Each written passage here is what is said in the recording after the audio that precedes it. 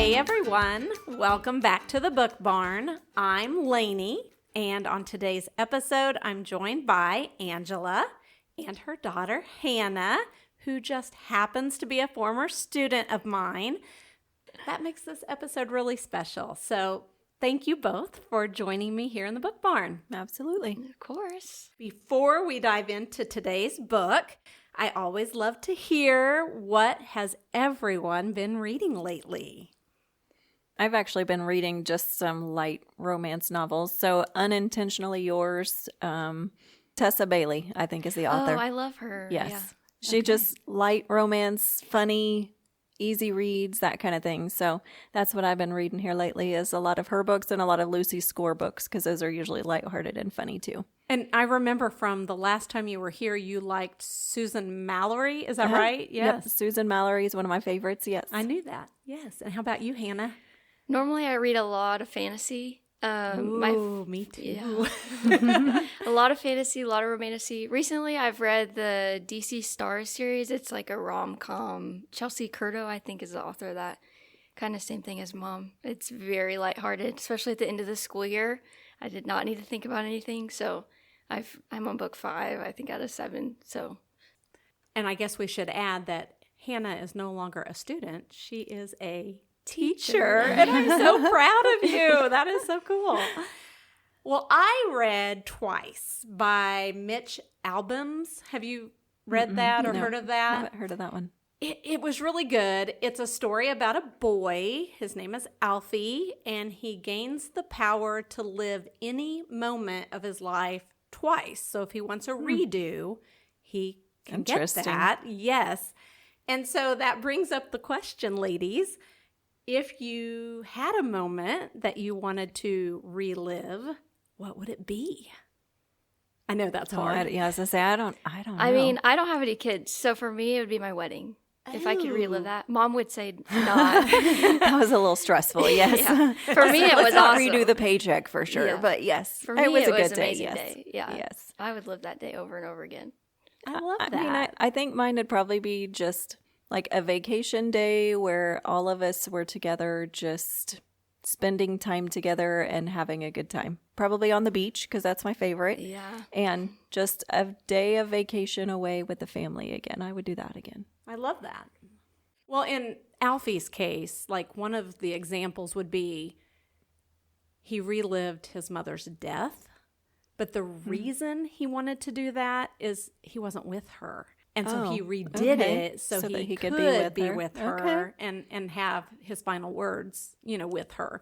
So sometimes he would redo things that were positive, but sometimes he would redo things that were negative, but he just wanted to do them better. Yeah, that makes sense. It's a good book. Okay. So if you have extra time. I don't know that I'd want to go back and relive bad memories. I mean, they were bad, but I don't think I'd want to redo them. I don't know. I think if you redid them, it would just kind of change who you are. I think. Yeah. And the lessons that you learn from them and the ways that it changes you, good or bad. Yeah. Right. It was a good book. Different. Yeah. So Sounds I good. recommend it. So going back to you being a high school English teacher. Yes. I know you teach probably a lot of novel studies. Correct. What are your favorites? I teach 9th, 11th, and 12th, so I get almost all of them except sophomores. I don't know why I didn't get sophomores. My personal favorite is The Great Gatsby. I love the writing. I love everything about it. 1920s New York, that type of setting. That's not my students' favorite because they find it really difficult. Sure. Freshmen, I teach Romeo and Juliet. They love Romeo and Juliet, which is kind of surprising. They get really hung up on the fact that she's only 13. So that shocks them, and then from there, they really love it. And juniors love Of Mice and Men, which is interesting. I think because the shock factor at the end, but they really like that one too. So Sure. Yeah. I remember in high school reading Romeo and Juliet. I also remember doing Scarlet Letter, the Scarlet Letter. And then I think we also did Great Expectations. Yeah. Those are ones I remember. What about you? The Scarlet Letter, The Great Gatsby, Great Expectations, Romeo and Juliet. We did a lot of Shakespeare and that. Honestly, I really want to go back and reread a lot of those classics because I haven't read them since high school, and maybe with an adult perspective would see things a little differently. But yeah, The Great Gatsby was always one of my favorite, and Scarlet Letter was probably my second favorite. We really should put one of those on our book club list. I think it'd be good. Yeah, I think the girls would enjoy that. I think so. Kind of fun. You should do Gatsby. I love that book. It is a good It's one. pretty We could have short. a really fun theme night with that one too. Yeah. We could. Could. 1920s. East Egg, West Egg. That's right. Yeah, Yeah. that'd be fun. It would be. Let's do it. I like it.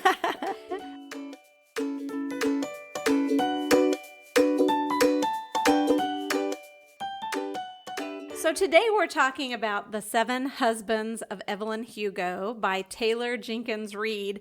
And when I started reading it, I think I was pretty far along, I messaged you because I was like, oh no, we asked Hannah to read this. And you were like, it's okay. So sorry. I liked it though. Did you like it? It was good. It's not what I normally read, but I did like it. Okay, good. I thought it was good. It's one of those that it leaves you thinking afterwards.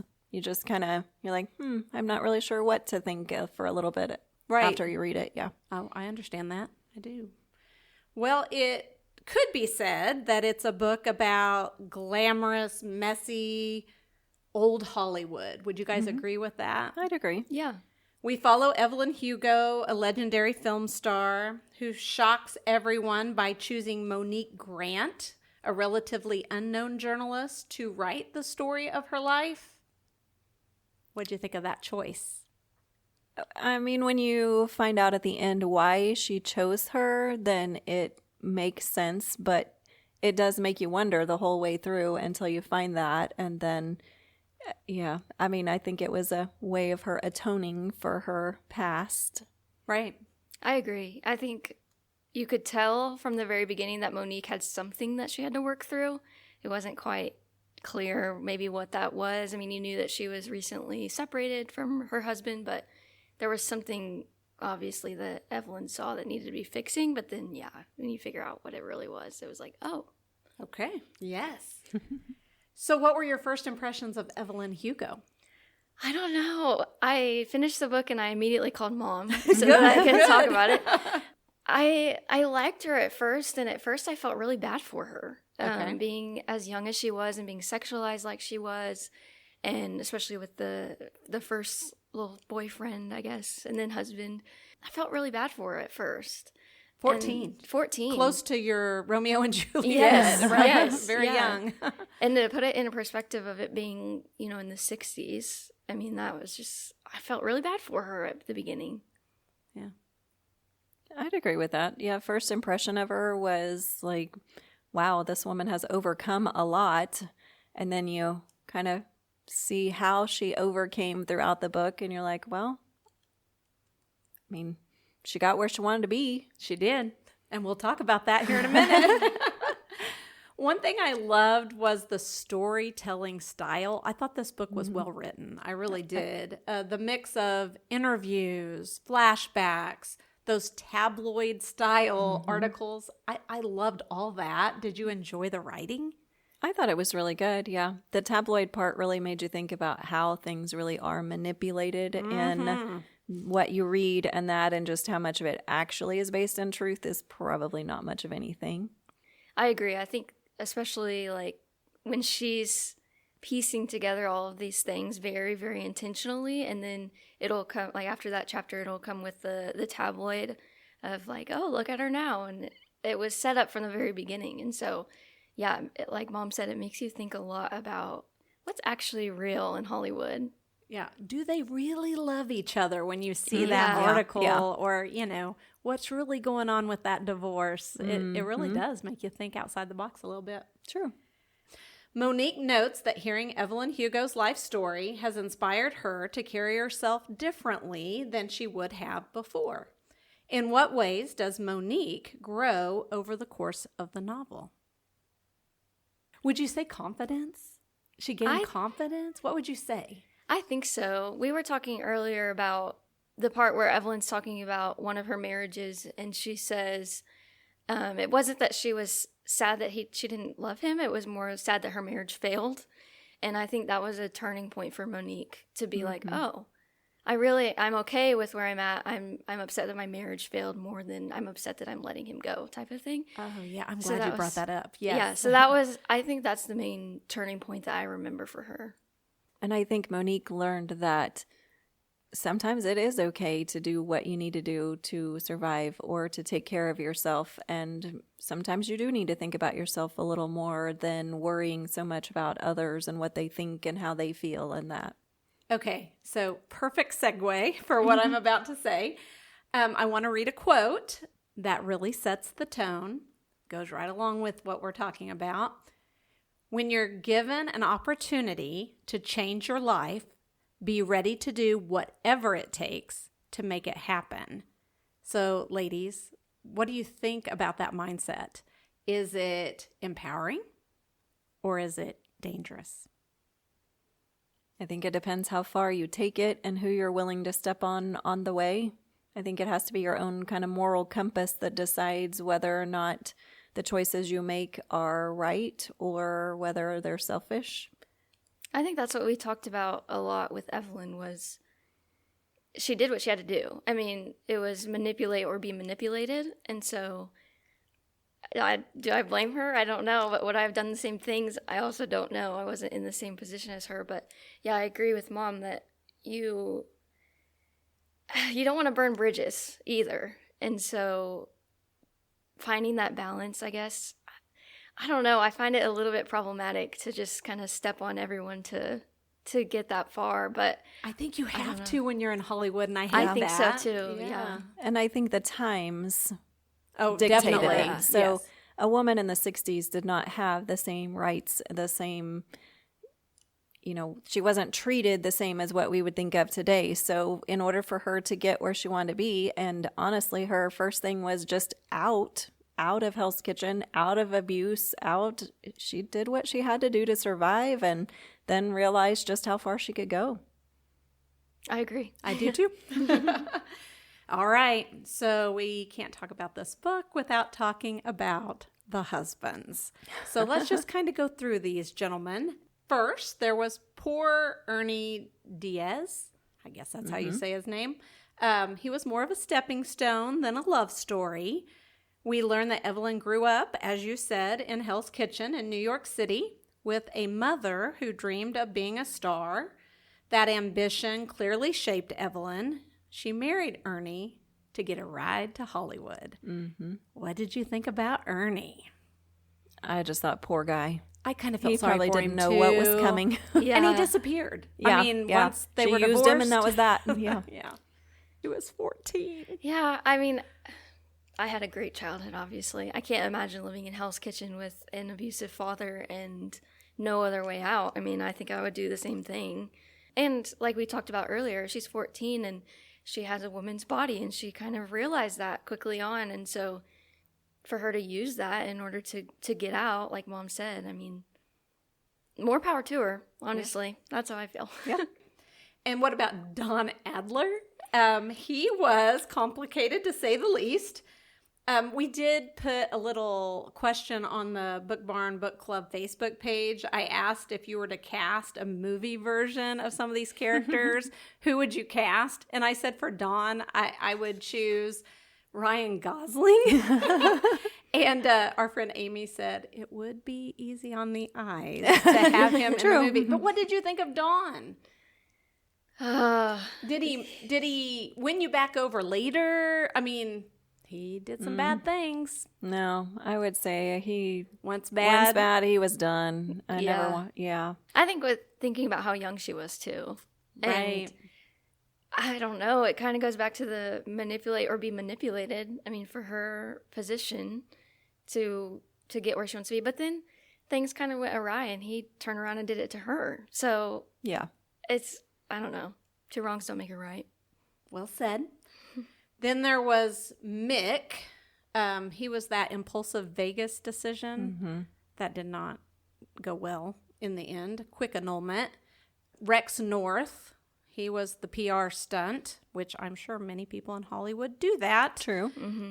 Max Gerard. disappointing. He was the director that loved to have Evelyn on his arm. I bet many people in Hollywood do that too. True. Yeah. What about Robert Jameson, the one that was the brother of her friend? What'd you think of him? I liked him. I think the brother loved his sister enough and his own lifestyle enough that he was willing to help them out. Yeah, I think he knew about his sister and he knew that the world wasn't made for her. And so, yeah, loved his sister enough to do it. And, had to have liked Evelyn enough to do it too. Right. Otherwise. And it gave him a semblance of normal. But also, that's the one who helped raise the daughter, right? I think so. I don't know. I started just getting stopped confused. Yeah, I know. I did too. That Those is last one couple. problem with me reading so far ahead is those little details sometimes are like, I can't remember. Yeah. Yeah. So I have to ask you, who was your favorite husband? Well, Harry was my favorite. Me too. That's why I saved him. Yeah, I'd agree. Harry was the ultimate sweetheart. best friend. Yeah. He was. Yeah. And it worked out for both of them. It They did. had a kind of a mutual agreement, we'll say. And so he was just kind. He seemed to be kind. And her best friend. Yep. Yeah. I think many readers would agree that Harry Cameron felt like family to her, like safety. So without spoilers, did those relationships change how you saw Evelyn? I don't know. Maybe I not. don't know. Yeah. I mean, on one hand, you'd think, oh, she's taking advantage, but in reality, they were just protecting each other. Right. And so, yeah, I think they were just No best harm. friends that were doing what they could in the times that they lived. Yeah. I think they loved each other enough to keep each other's secrets, which at that point is, I don't want to say life and death, but kind of. I mean, Right. you lose your career, you lose Right. everything. And the love that they have for each other was enough to do that. And there was love. Yeah. That was Yes. very Yes. obvious in the book. This book doesn't shy away from difficult topics. We've kind of hinted to that. Abuse, identity, sexuality, ambition, and sacrifice. Was there a moment that really made you pause or really just hit you emotionally? Was there just that one moment where you're like, oh, What was the one quote that you were talking about earlier? So, one of the quotes that I'd saved, which kind of goes with that, is Harry was talking and he says, "Isn't it awfully convenient that when men make the rules, the one thing that's looked down on the most is the one thing that would bear them the greatest threat? Imagine if every single woman on the planet wanted something in exchange when she gave up her body. You'd all be ruling the place, an armed populace. Only men like me would stand a chance against you." And that, I think that quote was like, wow, he's right, especially in these times that women had their body. They didn't have autonomy. They didn't have money. They didn't have finance of their own. And so I think coming into your own, you had to use what you had. And Evelyn did that. Yeah, I agree. I think when we think about those types of scenarios, like it's like, oh, everybody's bad or everybody's good, or it's kind of that all-encompassing. But even for Harry to recognize that as a man, you know, even though he was gay, to be like, you know, you don't have the power, and he was just her true friend. yeah. And didn't care. But yeah, that quote especially when you put it in the times of for them later on 70s, 80s even. But even now to think about, and Hollywood, obviously I do not have experience in Hollywood, but I can imagine that it's probably fairly similar still. I'd agree. So do you have any other quotes that you just went, I have to share this? While she's looking for it. Not applying to my own personal life, but we talked about earlier, like with Monique and being able to be okay with her choices was when Evelyn had said, like, you know, it's okay to be upset that your marriage failed and not that you wish you were still with that person. I think that was just powerful. I think. And not just for a marriage, but a relationship, because, you know, you get older, and like for me, I graduated, I moved away, and that's what I always wanted to do. But it was still hard. Like, I had friends, and there wasn't anything that happened that was bad. You just move on, and you find other people that are more like you. And so I think that was kind of interesting to me too, to think about relationships as a whole. It's like, maybe not being sad about where you're at today, but you can be kind of sad about the relationships that maybe you don't have anymore. Right. And some women, some men, they don't have a choice. Things happen, and it's sad. And everyone needs that good friend that can tell you it's okay. Yeah. True. One of the other highlights that I marked was the quote that says, "Never let anyone make you feel ordinary." I remember that one. That is a great one. I did write down a page number, page 373. I couldn't even tell you what's on that page right now, but I know it made me pause a minute, and I noted it in my notes. So listeners, when you get to page 373, let me know if I'm right. Okay, so before we wrap this up, final thoughts. Did this book live up to the hype? It's a pretty popular book. I think it did. It definitely kept your interest. It was well written, and it really made you think afterwards. It put a lot of those topics you mentioned earlier into perspective of the times, and that we all sometimes make choices that maybe others wouldn't agree with, but we have to make them to survive the times. Yeah, I agree. I think I read it really quickly. It just kind of immediately started. I was telling Mom, I don't like when books take so long to get into. You're like 30% of the way done and nothing's happened. It just immediately picked up. Like, they called Monique. She wanted Monique, and Monique was there, and they started talking. And so I really liked that portion. I read it super, super quickly. And yeah, it's not what I typically read, but I enjoyed it. I really liked it. I really liked it too. I really did. I gave it a 4 just because I try to be really stingier with my 5s, you know? Yeah. And I don't think everyone would like this book. I agree. But I agree. I think it's a strong 4. I really do. I liked it. I agree. I gave it a 4 out of 5. Yeah. I think what you were talking about earlier with the, you know, even at the very end, she knew she was done with Monique. I guess she told her story or whatever, that she had no regrets. And I think that was hard for me at first too, because I'm like, really, you have no regrets? Because there's a few things that you did that I don't really agree with. Right. But I don't know. Do you get to the end of your life and then you decide like, that's what I've done and I'm okay with it? Or are there things that you go back to and you're like, oh, I wish, kind of like the book you were talking about. Yes. I was thinking that actually. Yeah, I wish I would have done it differently. So I don't know. Maybe if she had, it wouldn't have. Yeah, then she turned wouldn't be where she was at. I don't know. Right. True. Yeah. Yeah, crazy. Well, Angela and Hannah, I can't thank you enough for taking the time, coming here to be on the podcast. It's been good. We really need to do it again. Yeah. I know it's a long drive for you, Hannah. Sorry. It's okay. It's all right. We enjoy having her here. Yeah. Yes, I'm sure you do. I love it when my kids come home as well. So until next time, I'm Lainey. I'm Angela. And I'm Hannah. And keep those bookmarks busy.